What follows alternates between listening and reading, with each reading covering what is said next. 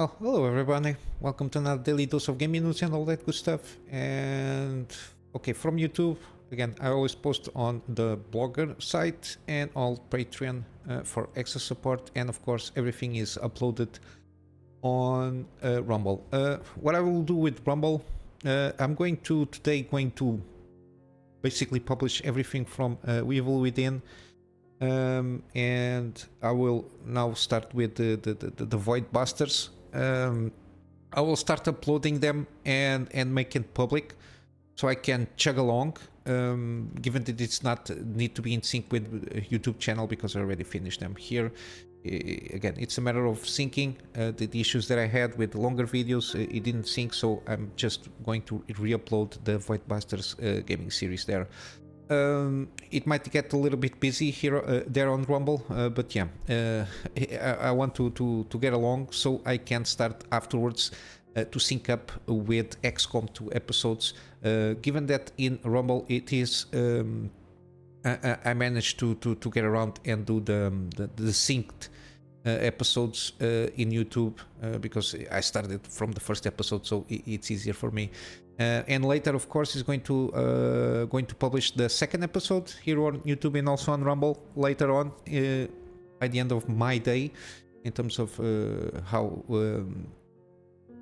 I do the posting here. I think that's it basically. The last XCOM episode was a little bit long, but we've got a lot of stuff to deal with there on that game. And of course, tomorrow I will try to bring along again XCOM 2. And then alternatively the Prey one. At the moment it's how I intend to do things here, but again I have to, when I have time, to think a little bit more on the doing an update on the channel here, but I don't have a lot of stuff to go around and talk about, so I prefer to give the updates here on a daily dose. Got some not much happening, at least that usually interests me. We got some during this week, basically from last week. We got the OpenAI guy, CEO fired, which is from the ChatGPT people there. The CEO was ousted, and then the oh my god, somebody else here, the co-founder, Greg Borkman, also he left. Then we have this lady, Mira Murati, which is the CTO and now interim CEO or something like that, or was hinted to be interim CEO, but I think that the switch CEO is now is interim CEO. I don't understand. It's being a little bit here, but my main take here, because I don't follow up too much AI, is there's been shakeups here starting now, because basically ChatGPT was the first one, and it still uses there is around 100 million monthly users per month in terms of average, which is a lot. I don't know. I think that the AI, to a certain extent, at least for it's a little bit to a certain degree like. I don't know, like the token stuff. I forget. I forget because I don't even care there. It's like the NFT stuff to a certain degree. They try to sell you something, and again, a lot of implications here. Usually, what they intended to use is basically a lot of image stuff, some music and audio, and some video stuff. They're trying to go about it, but there's a lot of implications of using appearance from other people. The images are usually interesting, but then again, there's always going to be the debate between AI and if it is, what AI does is art or not. I think it doesn't, because the fact that it tried to use a database of information to reach a result of a specification of a specific request, it's not, to a certain degree, it's not art, because art comes from supposedly or intendedly comes from within yourself, from imagination, and of course every art draws inspiration from previous works, but the way AI goes about it, they just have a database of information. Let's say an image, they have you request, I don't know, like I saw some trying to get how it will be if I don't know, Neanderthals took a selfie or something like that, and basically it goes through the internet, takes a lot of reference images from what we perceive are Neanderthals, and then takes a lot of information regarding selfies and how they seem to appear in the database, which is the internet, and then it basically simulates something. And usually the main thing, the weird thing here for me is the fingers. The fingers are never correct. I don't know what happens there, but yeah. And of course, a lot of other implications, trying to use appearancy from voice modulation. It's a little bit kind of bordering on illegal, because you are basically trying to make an impersonation of somebody, trying to say something that they never said, or something giving an opinion of that they are contrary to. Yeah, and some governments are here and there trying to regulate this. I think this should.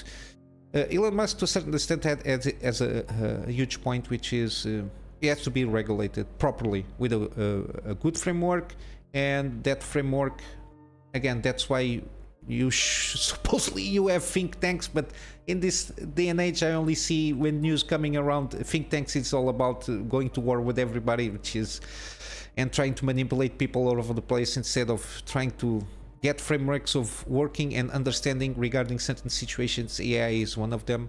I don't think AI is going to, maybe on long term, but in the short term, it will not remove the ability, for example, with the image stuff and everything, and even with videos. I don't think it will remove jobs at this moment in time. The jobs they already removed, they are doing more mainly from automation, like for example, factories that do a lot of the same kind of work that it can be programmable to a machine. They to a certain extent already been removed. There is only going to be an alternative posts of working posts. For example, now somebody has to do the maintenance on the machines and fix them when they broke or something and stuff like that.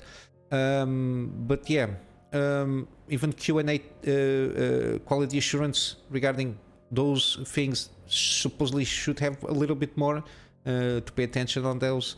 But yeah, this is a larger discussion, but specifically for this one, the OpenAI, yeah, I think it should be regulated, because I assume most countries already have laws that have, or if they don't have, or at least update them regarding impersonation and trying to pass by other people, or I don't know, even libel laws, because especially for example with Joe Rogan, he's a podcaster, there is a lot of stuff that he said and he says, so there is a lot of database here to try to manipulate what he tries to say, and the fact that he is very not opinionated, he has a lot of like a normal person, he can morph depending on the input that people have regarding conversation. You can change opinions or refine their opinions depending on the conversation that he has with people, and the fact that, for example, they can put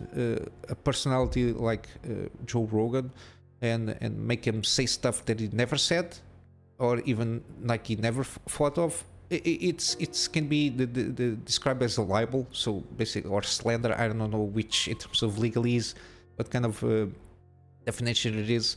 But yeah, this needs to have a framework of understanding regarding AI, or else, and still it's not 100% secure and safe to use. But I think, again, to a certain degree, in overall overall aspect of things, usually it's not the technology itself that it's bad, it's the use that you give to the technology.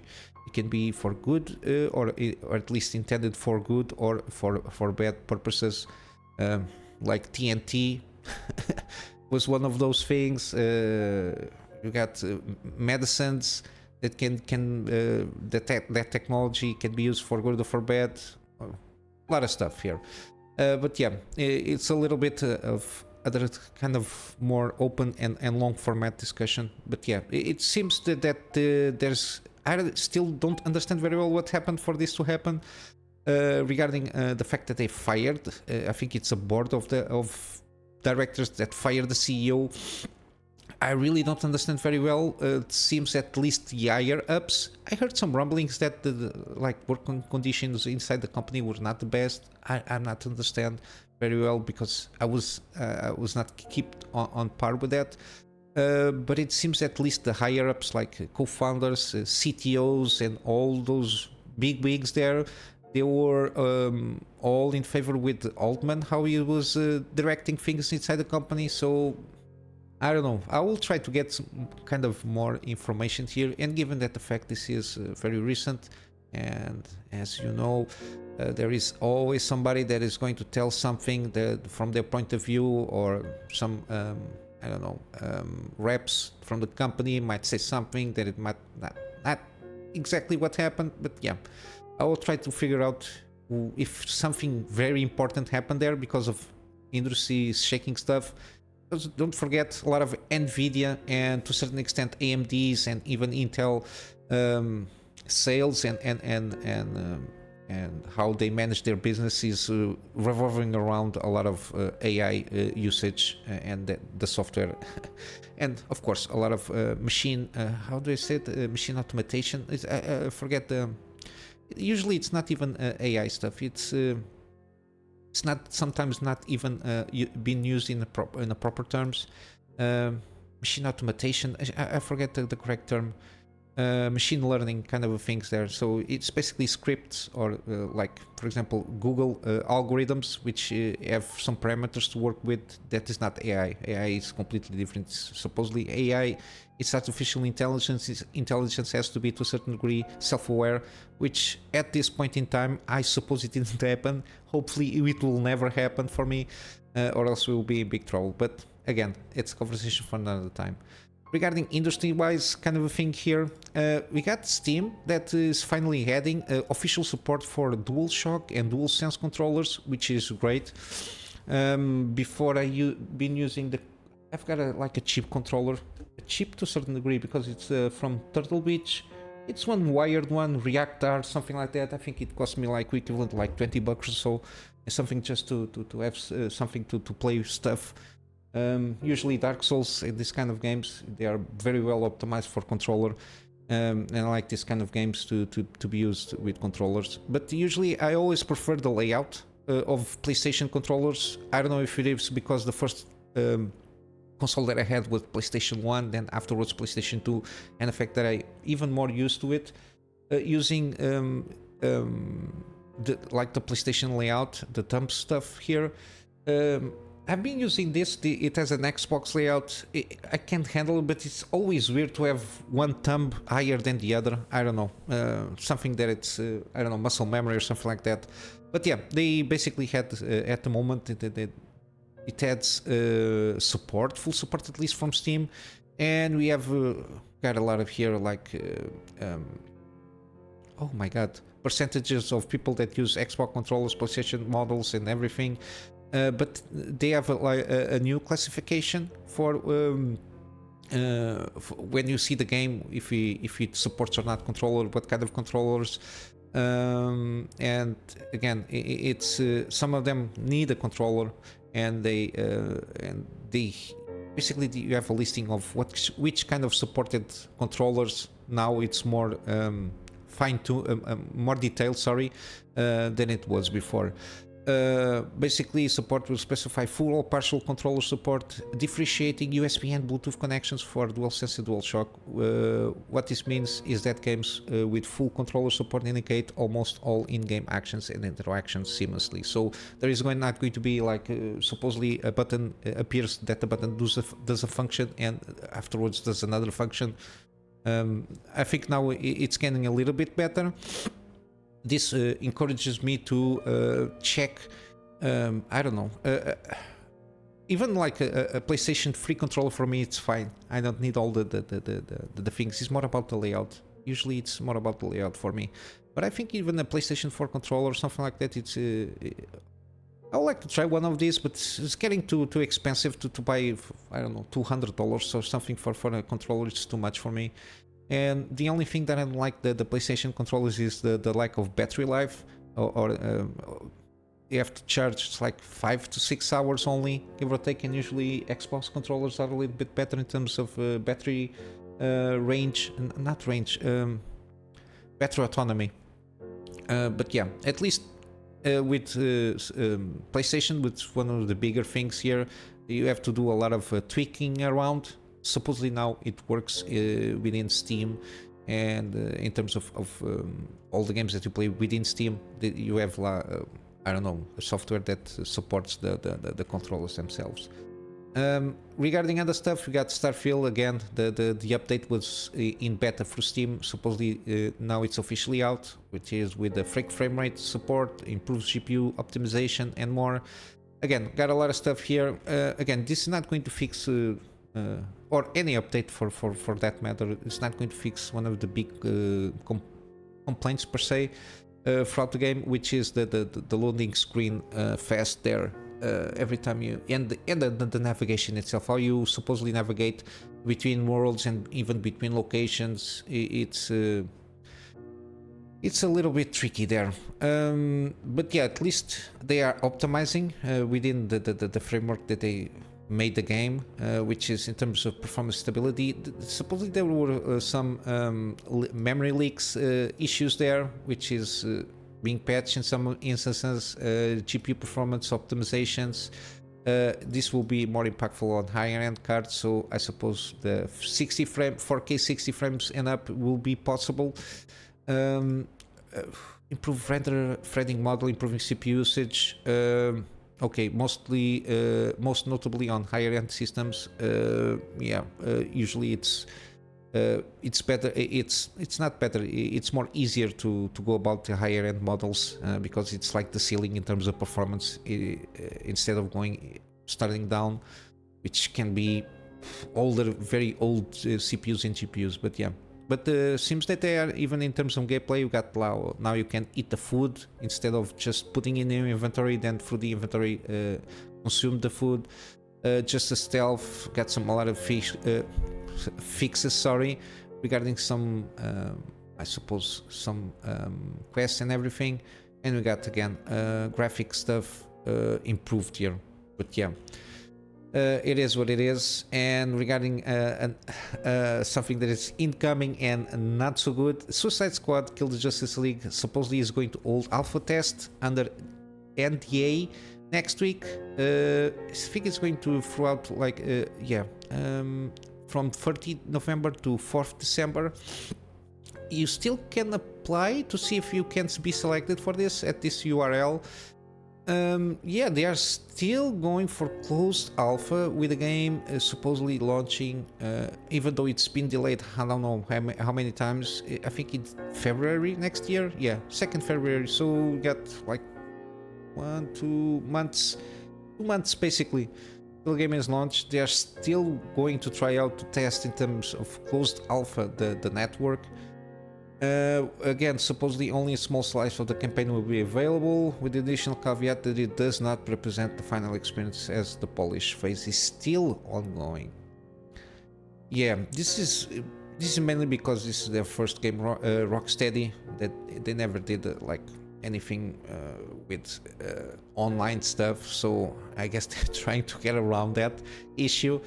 Again, the NDA, it's the usual stuff. You cannot talk about it in any way, shape, or form, or else you might get sued, which is the normal stuff. But yeah, the fact that they have the NDA here, I suppose they are not very confident in the fact that it's so close to the release date. I think they are not that confident on the product that they have, basically, and also because Warner Brothers is very strict in these kind of things here, regarding like content and and letting people talk about their stuff that is not officially yet launched.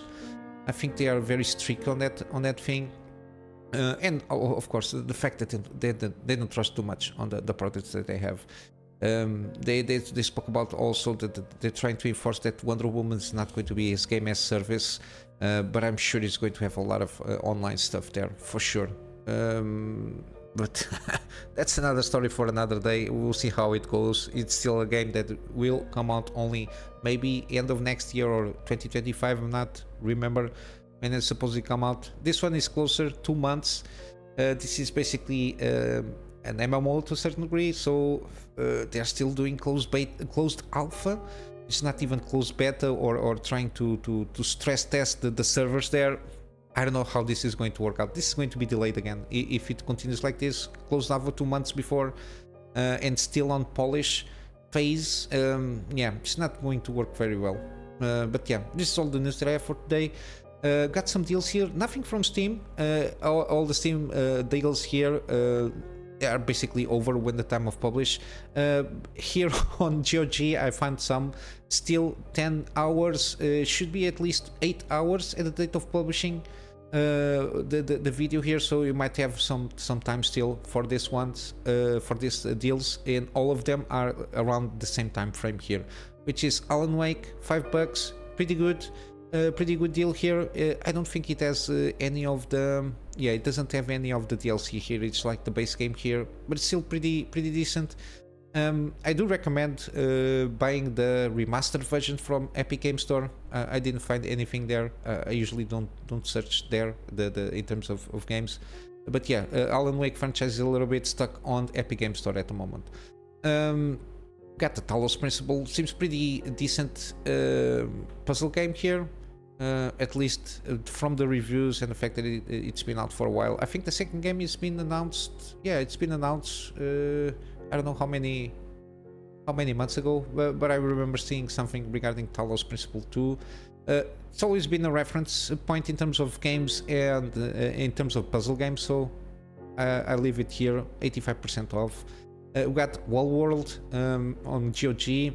Again, it's one of those games, if you can buy the deluxe edition, which is the deep threat, it's a little bit extra, but I think it's well worth it. If you like this kind of games, which is pixel art, roguelike, tower defense, wave kind of a thing there, I think it's pretty good. And deep threat adds a lot of new content there, especially in story wise. It adds more stuff for you to go through. And lastly, we got observation. It's kind of always it's a little bit puzzly and atmospheric here. You got I think the POV it's from the cameras on the station there, but it's always had the good reviews, and it's 75% off, so I think it gets around below $10. I think it's a well worthwhile of a game here. And yeah, basically this is it, guys, for today. Not much happening, very calm Tuesday per se. And I'm just going to wrap up with a plug on my Patreon here for extra support. Again, that extra support is for me to be able to have the ability to have storage, to get backups for the projects that I do for my private clients, and of course some extra storage for the videos that I do for the channel. Basically, that is it. And probably doing buying a new gamepad in a far distant future one of these days. But yeah, basically this is it, guys. I hope you have a wonderful day, and I will see you in the next one. So until then, Kunamy Master out.